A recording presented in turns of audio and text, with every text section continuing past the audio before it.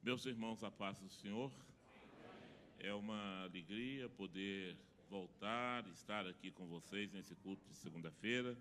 E hoje com uma cara totalmente diferente, casa cheia, muitas pessoas que comumente não se vê aqui no domingo, estamos vendo hoje, e isto é muito bom para mim. Eu quero convidá-los para uma reflexão bíblica, e eu escolhi para esta reflexão, para a base dessa reflexão, no livro de Gênesis, capítulo de número 11, nós vamos ler os versículos de 1 até o versículo de número 8, para uma rápida reflexão.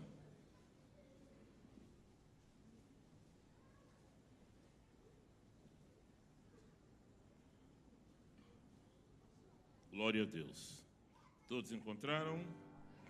Diz assim: e era toda a terra de uma mesma língua e de uma mesma fala. E aconteceu que, partindo eles do Oriente, acharam um vale na terra de Sinar e habitaram ali. E disseram uns aos outros: eia, façamos tijolos, queimemo-los bem. E foi-lhes o tijolo por pedra e o bitume por cal. Numa versão mais atualizada, vai dizer por argamassa. E disseram: eia, edifiquemos nós uma cidade e uma torre cujo cume toque nos céus. Façamos-nos um nome para que não sejamos espalhados sobre a face de toda a terra. Você vai encontrar talvez numa outra versão, onde diz: façamos um nome. A expressão seria para que tenhamos um nome célebre. E o versículo 5 diz: então desceu o Senhor para ver a cidade e a torre que os filhos dos homens edificavam. E disse: eis que o povo é um, e todos têm uma mesma língua. E isto é o que começam a fazer. E agora não haverá restrição para tudo que eles intentarem fazer. Verso 7. Eia, desçamos e confundamos ali a sua língua, para que não entenda um a língua do outro. Assim o Senhor os espalhou dali sobre a face de toda a terra, e cessaram de edificar a cidade. Os irmãos assentem, por gentileza. Glória a Deus. Se o Michel Temer soubesse confundir a língua dos outros, a greve dos caminhoneiros já tinha acabado. Era só eles não falar a mesma língua e a greve acabaria, não é? Porque quando não se fala a mesma língua, quando não se entende um ao outro, não tem como projeto nenhum dar certo. Nós temos aqui um texto que fala sobre a Torre de Babel. Para construir uma torre é preciso, entre outras coisas, que se tenha projeto. Não se consegue, não é possível construir uma torre sem que haja primeiro um projeto. Além de ter projeto, tem que ter objetivo. Todo empreendimento precisa ter objetividade.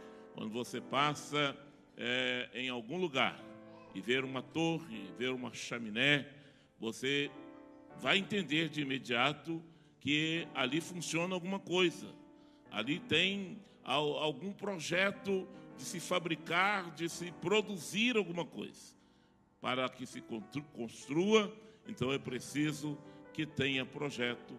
E para que se tenha projeto, é necessário que se tenha objetividades, é necessário que tenha fins. E é exatamente isto que acontece com este pessoal que o texto registra.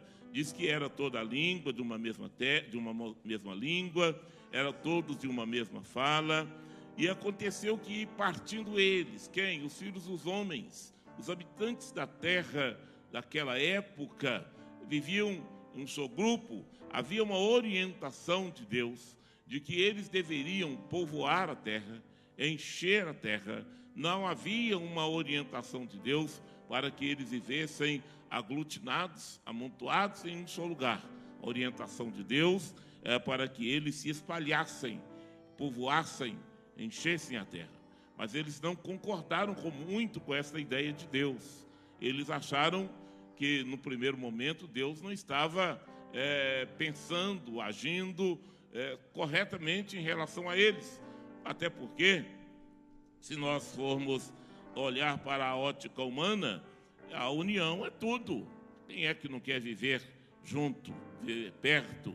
E a ciência e a filosofia diz que o ser humano ele foi criado para viver em sociedade, para viver junto, viver perto um do outro. O ser humano não foi criado para viver isoladamente, viver longe um do outro. Então parece que Deus não estava muito certo quando mandou esse pessoal espalhar por toda a terra, para encher, para povoar a terra. E eles, em assembleia, chegaram à conclusão que realmente não era esta a melhor ideia, não era esta a melhor coisa para eles. Que a melhor coisa para eles era que eles, então, se preparassem para que este projeto de Deus, de os espalhar, não funcionasse. E o que deveriam fazer? Primeiro, eles chegaram à conclusão que deveriam fazer tijolos. Mas não podiam apenas fazer tijolos, porque o tijolo, naquela época, eu e muitos de nós que somos mais velhos aqui, que temos mais de 50 e que moramos na roça, conhecemos o adobro, tijolo cru, tijolo sem cozinhar, sem queimar, não é? E hoje ainda em algumas comunidades utiliza-se o tijolo cru, mas observe que este povo já naquele tempo tiveram a ideia não apenas de fazer o tijolo, de fabricar o tijolo, mas de queimar o tijolo. E não apenas de queimar o tijolo, mas queimá-lo bem. Eu já conversei com o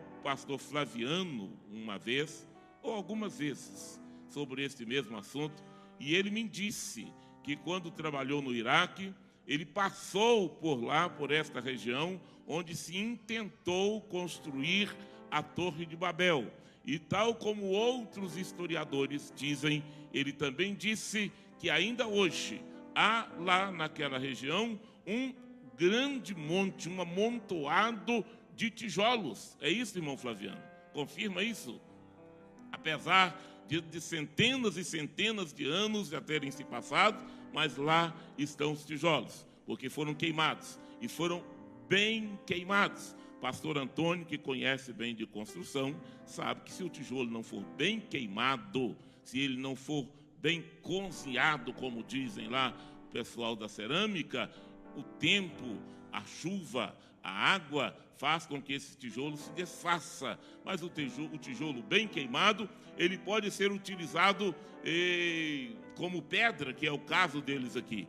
E eles então planejaram fabricar o tijolo, usá-lo como pedra, pegar o betume e usá-lo como argamassa. Olha há quantos anos atrás esse pessoal já tiveram esta ideia, já tiveram este projeto, já tiveram este planejamento. Nós vamos construir algo que possa, de alguma forma, diz o versículo de número 4, ou o versículo de número 4, que eles intentaram fazer esses tijolos, tentaram utilizar o betume para unir uma pedra a outra, no caso um tijolo ao outro, e com isso eles iriam construir uma cidade, iriam construir uma torre, e no centro desta cidade eles iam construir uma torre. Qual era o objetivo de se construir a cidade? Para que eles tivessem um lugar confortável, para que eles tivessem um lugar onde pudessem se abrigar do calor do sol, da geada da noite, se abrigar da chuva quando ela viesse, e para que eles pudessem também permanecerem juntos. E se porventura algum tivesse que se adentrar à floresta, se adentrar à mata, olhando de longe, veriam a torre e seria fácil voltar para o mesmo lugar. Mas não era apenas esse o objetivo. Eles tinham também outros objetivos. Quais eram?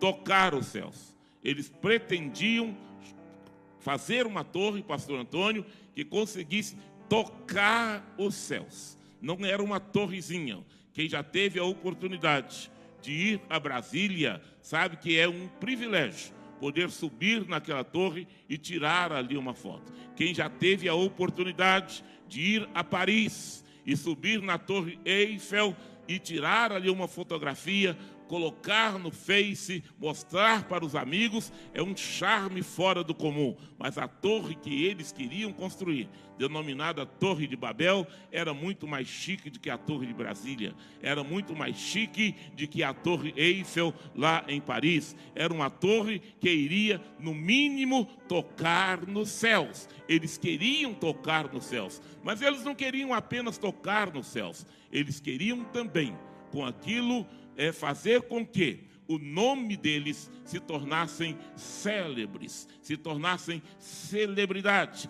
As pessoas que por ali passassem, as outras gerações que por ali passassem, pudessem olhar para aquele monumento e dizer: quem foram os homens que construíram isso? Quem foi que teve a ideia de construir esta magnífica torre? Quem foi que teve esta magnífica ideia de construir este baluarte que entra para os anais da história? Eles queriam, de alguma forma, fazer com que o nome deles perpetuassem por intermédio daquela construção. E olha bem, não sei se eu digo aqui o pior ou se eu digo o melhor, é que aqueles homens estavam tão bem haviam planejado tão bem, haviam projetado tão bem, que o próprio Deus olhou lá de cima, conversou com o Filho e com o Espírito Santo e disse: olha, se nós não descermos lá, e se nós não dermos um jeito de parar aquela obra, impedir aquele projeto, é provável que eles vão conseguir o intento, conseguir chegar onde desejam. Meus queridos irmãos, o que é que nós temos de lição? O que é que nós temos para aprender com este texto sagrado? Observe bem, eles intentaram construir uma torre, eles intentaram construir uma cidade, eles intentaram fazer algo que não lhes permitissem espalhar. Eles intentaram fazer algo que lhes permitissem permanecer juntos, permanecerem unidos, e tudo isso aparentemente é coisa boa. Isso não é coisa ruim. União é coisa ruim?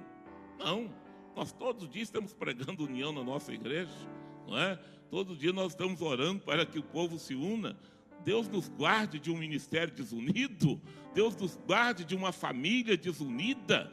Todos os dias nós estamos pedindo a Deus que nos dê inteligência, que nos dê projetos, que nos dê visão, que nos ensine a visualizar o futuro, não é? A olhar para frente. Então nada disso aparentemente era ruim ou estava errado.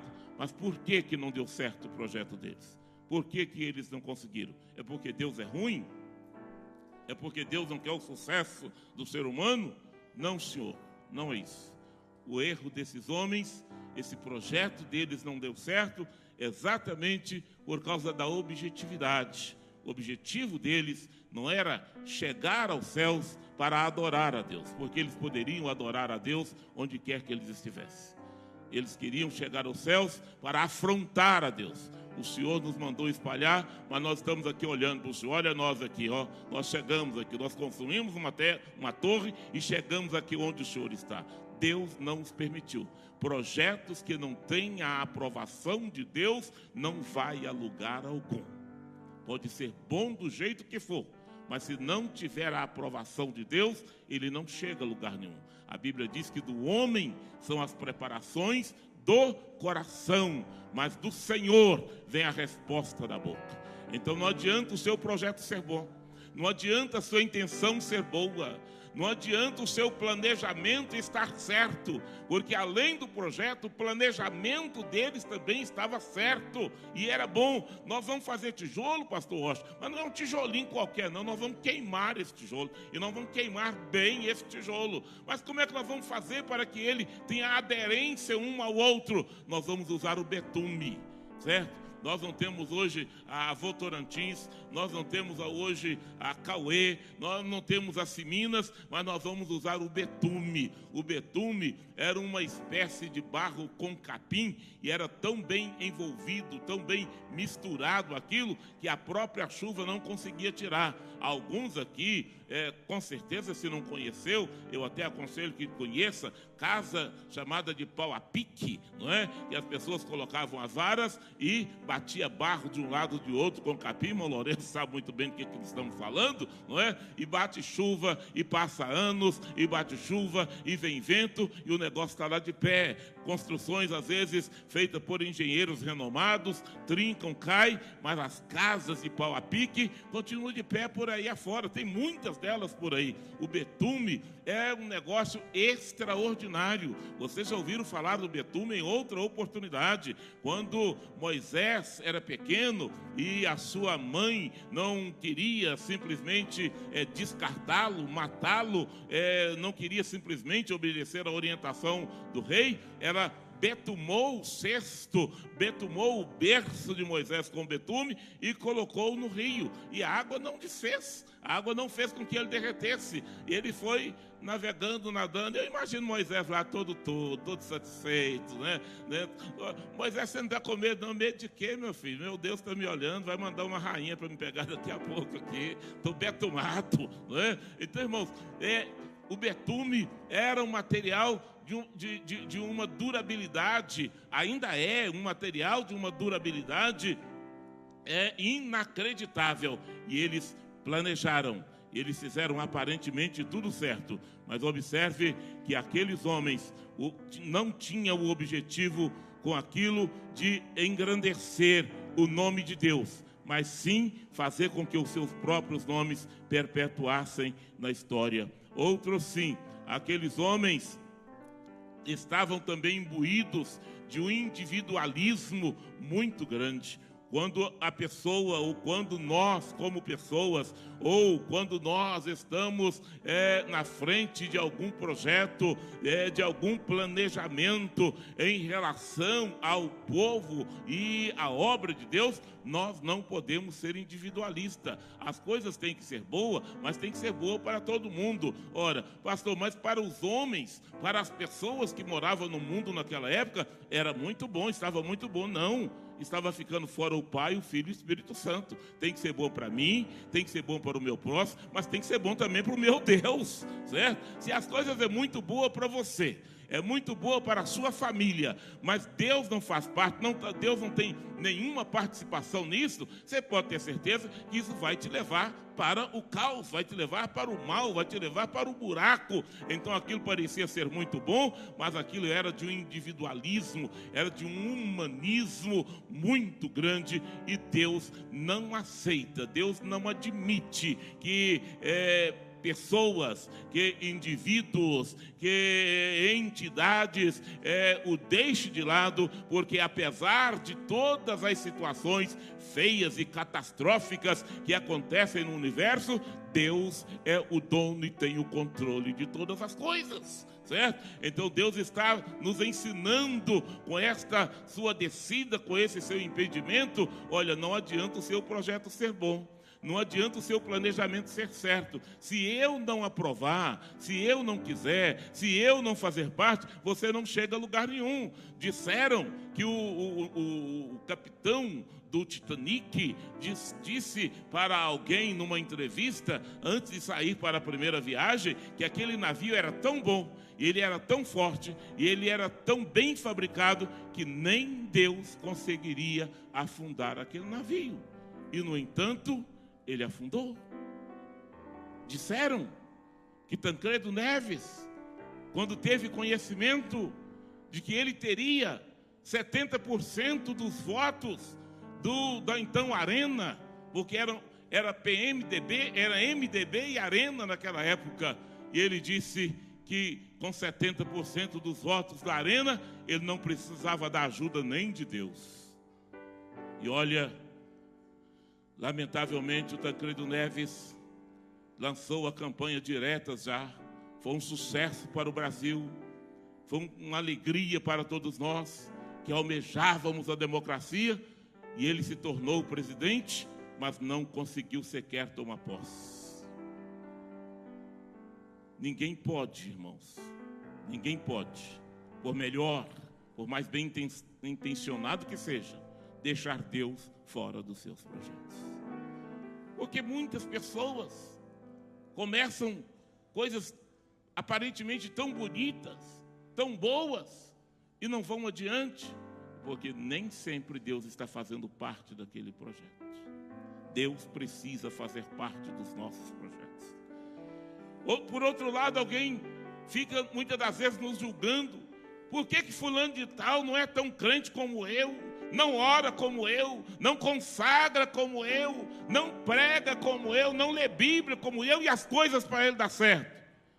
É porque às vezes essas pessoas que não é tão crente como você, não é tão santo como você, não lê Bíblia como você, ele coloca sempre Deus em primeiro lugar nas suas coisas, nos seus projetos. Mas tem um crente que ele é tão crente, ele é tão santo, e ele consagra tanto, que ele acha que porque ele consagra, porque ele jejuma, porque ele lê Bíblia, Deus é obrigado a fazer o que ele quer. Meu irmão, não é assim não.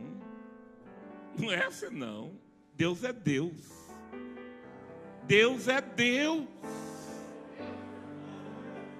Deus não segue a lógica humana, não. Não foi à toa que Paulo, escrevendo, ele diz que Deus escolheu as coisas loucas deste mundo para confundir as sábias. É isso que Deus fez. Aprove a Deus salvar o mundo pela loucura da pregação. Não são muitos os sábios, segundo a carne, que se salvam. Não, porque aprove a Deus salvar o mundo por essa coisa tão boba, tão simples, que os outros realmente chamam a gente de louco, né? Quando vê um crente de paletó e gravata com sol, calor de 40 graus, andando pela rua, esse povo é doido. É a loucura da pregação. E às vezes pessoas tão bem preparadas, com discurso tão bonito, com projetos tão bonitos, e as igrejas deles tão minguadas, tão pequenas. Não vai para frente. Quando Deus faz parte dos nossos projetos, mesmo aquilo que parece ser impossível passa a se tornar ser realidade, passa a ser possível acontecer, porque para Deus, Maria conversando com o anjo desce, explica para Maria como é que Jesus ia nascer. Ela, mas eu não estou entendendo patavinas nenhuma dessa explicação do Senhor. Como é que vai acontecer isso? Se eu nem casada sou, eu nem conheço varão nenhum. Como é que vai ser isso?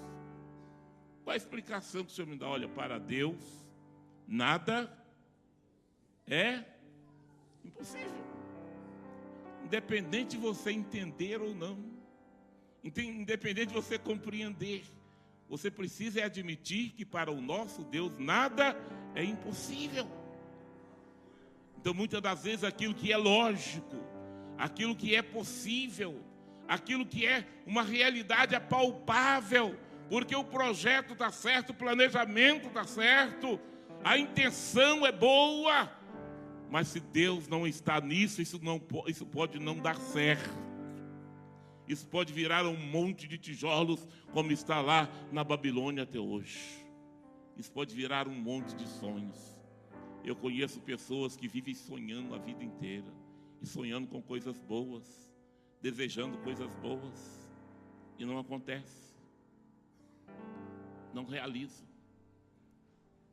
E Tiago, pensando nessa mesma linha de direção, ele diz: vocês pedem e não recebem. Por quê? Por quê, Tiago? Não é porque vocês pedem mal. Vocês pedem para gastar aí no boteco, aí, na lanchonete. Vocês pedem para gastar aí nessas ruas apertadas de Montes Claros. Vocês pedem para isso. Vocês pedem para gastar nos vossos deleites. Quando vocês aprenderem a pedir, para gastar, para exaltar o nome de Deus, para ampliar o reino de Deus, para fazer com que a vontade de Deus seja feita aqui na terra, como é feita lá no céu, aí vai acontecer. Eu não estou aqui dizendo para você orar menos, para você consagrar menos, para você ler menos Bíblia. Mas muito antes de haver igreja, Assembleia de Deus, Deus já havia prometido nos abençoar. Muito antes de nós ter a Bíblia escrita, Deus já tinha prometido nos abençoar. Então, quando você fizer um projeto, seja qual for ele, coloque Deus em primeiro lugar. Vocês já viram pessoas que não têm nada e são felizes? Pessoas que andam de bicicleta, pastor Antônio, são felizes. Toda hora que você encontra com ele, ele está sorrindo. Tem uns que nem de bicicleta andam e são felizes. E tem pessoas que andam de carro zero e parece que anda com a cara de carranca. Que nada para ele está bom. Tem gente, irmãos, que quando tem macarrão com carne moída para comer, está dando glória a Deus. Graças a Deus. Senhor, eu te agradeço por este alimento. Ó Senhor, que o Senhor nunca deixe faltar na minha casa. Mas tem gente que tem bife acebolado, só isso. Só fez isso. Igual porco de pobre. Porque diz que porco de pobre é assim, né? Toda hora que vai pôr comida para ele, ele está assim, só isso, só isso. Já o porco de rico, diz que toda hora que vai pôr comida para ele, ele está lá, tô cheio. O crente precisa ser assim. O crente precisa ser... O irmão Lourenço, que é criador de porco, sabe disso. Nós precisamos, irmãos, enxergar, colocar Deus em todas as fases da nossa vida. A felicidade não depende daquilo que você tem. A felicidade depende da forma que você vê a vida. Aqueles homens acharam que a determinação de Deus para eles não iria fazê-los felizes. Que o que iria fazê-los felizes era construir uma torre, era construir uma cidade para eles. Deixa eu te falar, cuidado com as torres que vocês têm construído só para vocês. Cuidado com as cidades que se constrói só para a sua família. Cuidado. Tem pessoas que podem fazer algo mais, pastor Antônio. Pode dar algo mais em si, mas que é só para ele. Só para ele. Quantos casamentos destruídos aí, porque a mulher ou o marido, você não olha mais para mim, você não me vê, você só conversa com os outros, você só tem tempo para os outros. Empresas, igrejas, ministérios, casamentos destruídos por causa do egoísmo. Eu sei que você não gosta de mim. Você não tem tempo mais para mim. Ao invés de juntar os dois para serem úteis à comunidade, à igreja, ao mundo, está aí no seu mundinho, na sua torrezinha, na sua cidadezinha, só para você.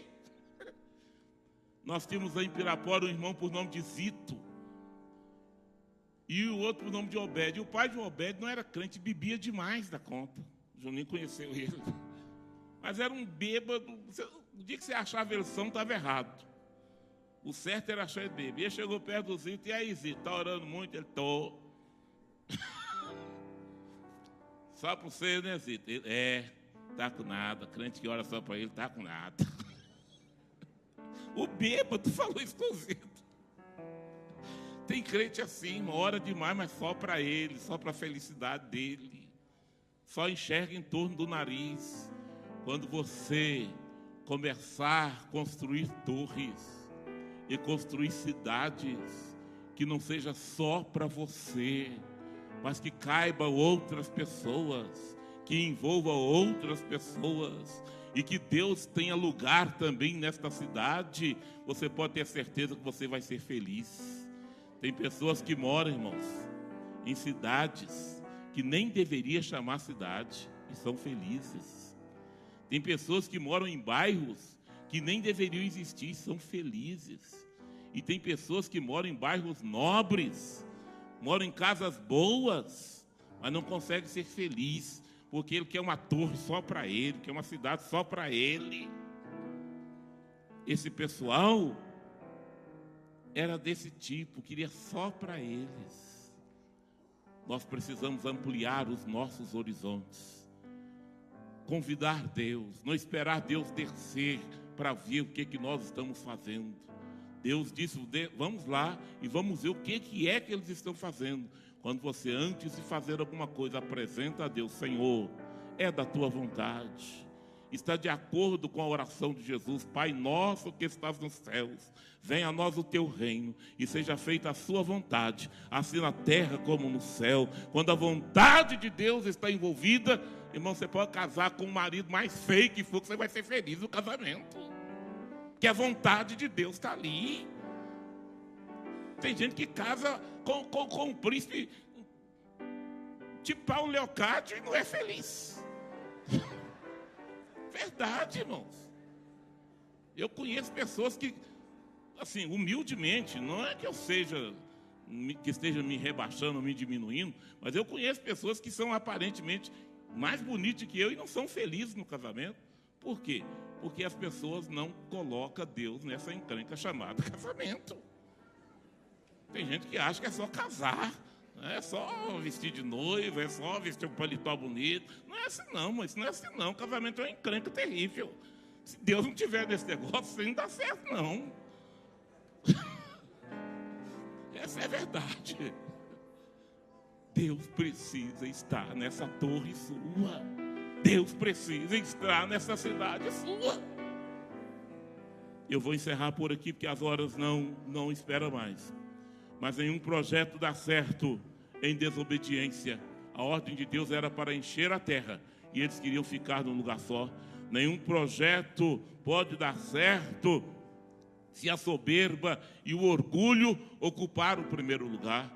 Nenhum projeto pode dar certo se ele não tiver a aprovação de Deus. Nada, absolutamente nada neste mundo funciona sem que a vontade de Deus esteja envolta nela. E se funcionar, é para a nossa tristeza e para o nosso sofrimento. Que Deus nos ajude, irmãos, a colocar Deus nas nossas torres, nas nossas cidades, ou seja, nos nossos projetos, nas nossas vontades e nos nossos desejos.